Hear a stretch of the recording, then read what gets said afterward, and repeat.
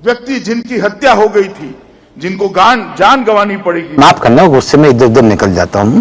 पहली बार digital camera का उपयोग किया था 87-88 में शायद, और उस समय बहुत कम लोगों का ईमेल रहता था।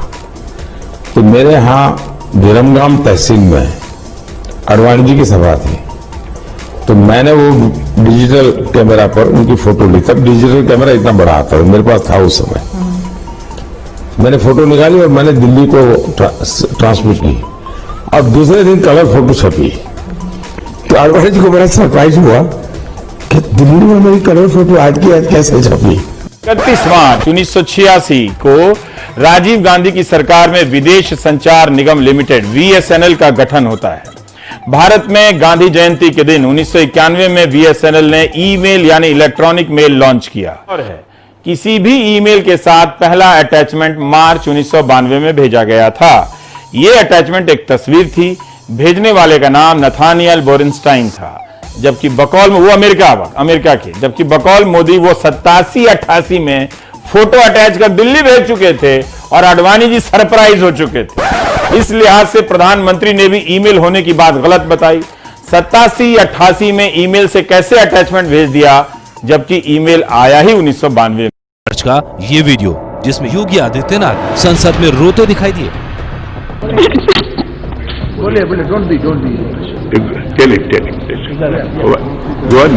मुझे जिस प्रकार से राजनीतिक पूर्वाग्रह का शिकार बनाया जा रहा है, मैं केवल आपसे अनुरोध करने के लिए आया हूं, क्या मैं इस सदन का सदस्य हूं या नहीं हूं, और क्या सदन मुझे संरक्षण दे पाएगा या नहीं दे पाएगा। मुझे संरक्षण नहीं दे सकता है तो मैं आज ही सदन को छोड़ करके वापस जाना चाहता हूं। मुझे अपराधी बनाया जा रहा है महोदय, केवल राजनीतिक पूर्वाग्रह के साथ, केवल इसलिए क्योंकि मैंने वहां पर भ्रष्टाचार के मामले उजागर किए थे, क्योंकि मैंने भारत नेपाल की सीमा पर ISI और राष्ट्र विरोधी गतिविधियों के खिलाफ आवाज उठाई थी और सदन में बराबर उसके खिलाफ सदन का ध्यान आकर्षित करता रहा। मैं वहां पर भूखमरी से हो रही मौतों के खिलाफ प्रशासनिक भ्रष्टाचार को उठाता रहा। इसलिए मेरे खिलाफ महोदय सारे के सारे मामले बनाए गए और बनाए जा रहे हैं। महोदय 28 तारीख को मुझे जेल में अनुरोध किया गया, वह भी मैं आपको बताना चाहता हूं। उन्होंने लिखा है कि श्री योगी आदित्यनाथ लोकसभा सदस्यों को शांति भंग की होने की आशंका में 28 जनवरी 2007 को दोपहर बाद सदर क्षेत्र गोरखपुर उत्तर प्रदेश में गिरफ्तार किया जाता है। महोदय, अगर शांति भंग की आशंका में मुझे गोरखपुर से लगभग 20 किलोमीटर दूर जब मैं गोरखपुर आ रहा होता हूं तब गिरफ्तार किया जाता है, तो फिर शांति भंग की आशंका में 107-16 के तहत 24 घंटे से अधिक कोई भी प्रशासन किसी भी व्यक्ति को अभियुक्त बना करके नहीं रख सकती। मुझे 11 दिनों तक गोरखपुर जेल में क्यों रखा गया? अबे साले, अबे साले, अबे साले। और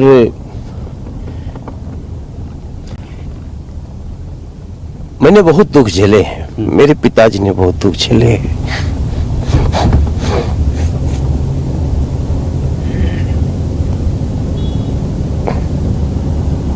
किस तरह का पिताजी का क्या दुख बता रहे हैं आप?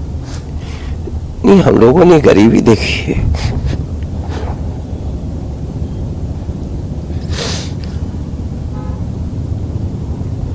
हमें बहुत सुकून है। कब की बात है ये मनोज भाई, जो आप जिस गरीबी की बात कर रहे हैं?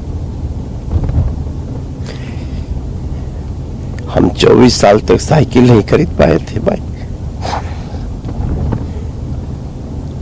मैंने लोगों का दर्द देखा है, आज भी समझ रहा हूं। और जो मजाक बना रहे हैं ना, उनका मजाक दिल्ली बनाएगी। आपको क्या लगता है ये आपकी उस सामान्य स्थिति का मजाक उड़ाया जा रहा है जो आपने तकलीफ झेली? नहीं नहीं नहीं, ये लोग गरीबों का मजाक उड़ा रहे हैं, ये कला का मजाक उड़ा रहे हैं। ये लोगों को इनके मन में संवेदना नहीं है कि जनता जब आपको मौका देती है तो उनके लिए जीना कैसे है, झूठ में, फरेब में, भ्रम में। अरे भाई एक रुमाल देना मनीष। देखो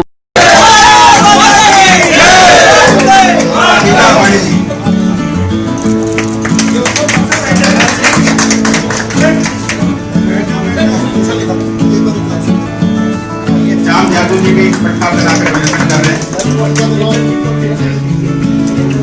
भारत माता की जय, भारत माता की जय। कहना चाहता हूं कि मैं बीजेपी में कभी नहीं जाऊंगा। बीजेपी के किसी नेता से मेरा कोई संपर्क नहीं है और संजय सिंह और अरविंद केजरीवाल जी के साथ जितने लोग बैठे हैं उनसे चुनौती देता हूं, एक भी सबूत भाजपा और मेरे बीच में रिश्तों का लेकर आए, एक भी जानकारी लेकर आए कि मैंने भाजपा के किसी नेता से बात की है या उसके मैं संपर्क में हूं। आपके ऊपर जो भी सवाल उठाए, पत्रकार सवाल उठाए तो उसको बीजेपी का मोदी का एजेंट बोल देते हो। एजेंसियां सवाल उठाएं, सीबीआई और पुलिस तो बीजेपी और मोदी का एजेंट बोल देते हो। आपके अपने घर के अंदर बैठे हुए लोग जो 15-15 साल से आपके साथ जुड़े हैं वो सवाल उठाएं तो बीजेपी रंडी कह रहा है, ये कोई रंडी कह रहा है।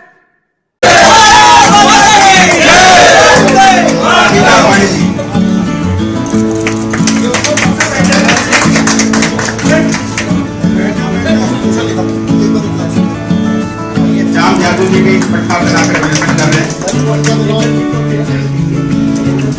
भारत माता की जय, भारत माता की जय। अबे साले, अबे साले, अबे साले। मैं क्या कह रहा हूँ, हिम्मत से कहना चाहिए कि राष्ट्रीय गीत गाएंगे, वंदे मातरम गाएंगे और इस देश में रह के हमें राष्ट्रीय गीत, हमें इस मतलब राष्ट्रीय गान हमें गाने में फक्र होना चाहिए। अच्छा औलख साहब आपको आता है पूरा वंदे मातरम? आप गा के हमें सुना सकते हैं? वो कहते हैं बहुत कठिन है, बहुतों को नहीं आता। वो कहते हैं कि बहुत कठिन है, बहुतों को नहीं आता। आपको आता है पूरा? आप ऐसा है, आप आ जाइए, मैं पूरा का पूरा सुना दूंगा। ये भी समझ लें और ये भी बोलने लगे, समझा दीजिए, ये भी बोलने लगे, समझा दीजिए, सुना दीजिए, सुना दीजिए जिसको राष्ट्रीय गान। अरे मैं कह रहा हूँ आ जाए। नहीं समझा देता हूँ, मैं कह रहा हूँ अभी समझा दीजिए, सुना दीजिए एक बार उनको। पहले तो विश्वास नहीं हो रहा है, एक बार कह रहे हैं सुना दीजिए। अरे भाई ऐसा है, पूरे हिंदुस्तान में हर नागरिक को राष्ट्रीय गान और वंदे मातरम का गुणगान करना चाहिए। सर आपको आता है वंदे मातरम? आप 4 लाइनें सुना दीजिए ना प्लीज। समझे जी? सर 4 लाइनें सुना दीजिए वंदे मातरम से। आप विषय जो है सर वंदे मातरम से औलख साहब 4 लाइनें वंदे मातरम की सुना दीजिए। बहस कहाँ एनडीए? 4 lines, 4 line. सुनिए बात एनडीए की तरफ। अबे साले, अबे साले, अबे साले। अगर आप हार गए, बहुत एकदम सीधा सवाल, तो क्या फिर 5 साल आप दिखेंगे या फिर फिल्मों में व्यस्त हो जाएंगे? सीधे 2024 में फिर कहीं से टिकट मिला तो दिखेंगे? सबसे पहले तो मैं आपको ये बताता हूं कि मुझे हराने वाला कोई पैदा नहीं हुआ, क्योंकि मैं स्वतंत्र आदमी हूं। मेरी विचारधारा स्वतंत्र है, मैं किसी का गुलाम नहीं हूं।